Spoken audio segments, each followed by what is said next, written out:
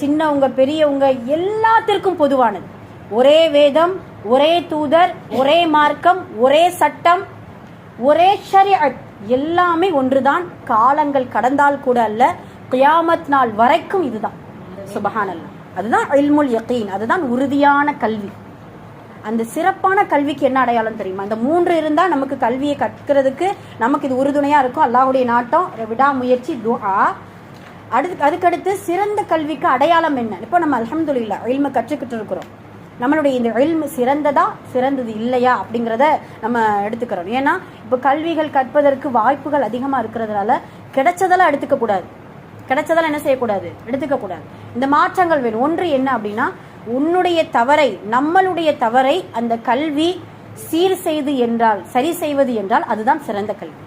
நம்மளுடைய தவறு, இப்போ உதாரணமா இப்போ நம்ம மதரசாவில் தொழுகையுடைய பாடம் எடுத்துக்கிறோம்னு நினச்சிக்கோங்களேன். தொழுகைக்கு வந்து ஃபர்லுக்கள் இது இருக்கு, சுன்னத்துகள் இது இருக்குது,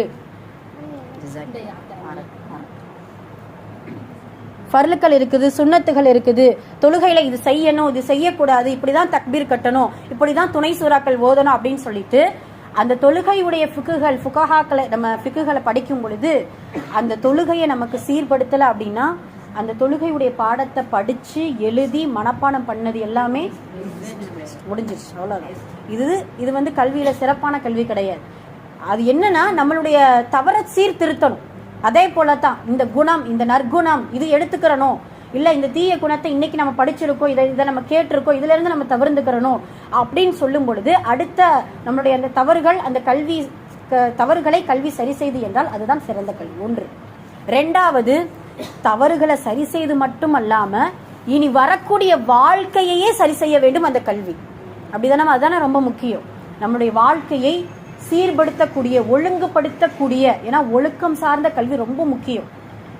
கண்கள் எப்படி 2 அல்லாஹு தஆலா கொடுத்திருக்கான, ஒரு கண் இல்லாம இருந்தாலும் அந்த ஒரு கண்ணை வச்சுதான் குறைவாகத்தான் நம்மளால பார்க்க முடியும், பெர்ஃபெக்டா என்ன செய்ய முடியாது, பார்க்கவே முடியாது.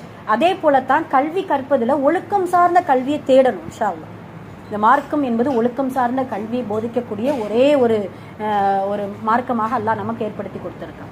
அப்ப நம்மளுடைய வாழ்க்கையவே சீர்படுத்தக்கூடிய ஒரு கல்வியாக இருந்தால் அதுதான் சிறந்த கல்வி. 2வது விஷயம். 3வது, சிறந்த கல்விக்கு 3வது அடையாளம் என்ன? கல்வி கற்க கற்க நமக்கு ஆசை வரணும், போர் அடிச்சிடக்கூடாது.